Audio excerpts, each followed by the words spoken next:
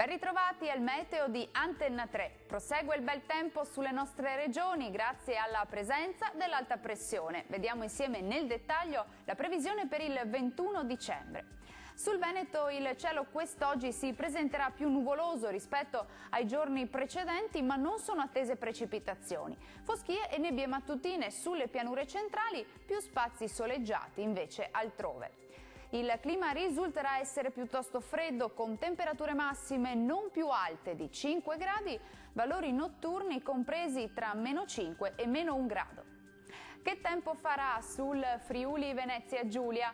L'atmosfera risulterà essere stabile sulla nostra regione, sarà infatti una bella giornata di sole con il cielo che si presenterà sereno o al massimo poco nuvoloso su tutte le province.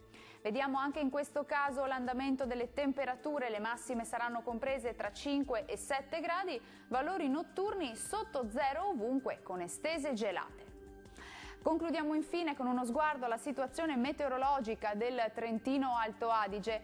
Anche qui sarà un'altra giornata all'insegna del bel tempo, con il cielo che si presenterà poco o parzialmente nuvoloso su tutto il territorio. Qualche addensamento e locali nevicate anche a bassa quota saranno possibili sui settori alpini di confine. Concludiamo con l'andamento delle temperature, le massime sono attese sui 5 gradi, minime ampiamente sotto zero ovunque. Il mare sarà da calmo a quasi calmo sulle coste, poco mosso al largo. I venti invece saranno moderati, settentrionali, localmente deboli sulla laguna di Venezia. Dal meteo per ora è tutto, arrivederci!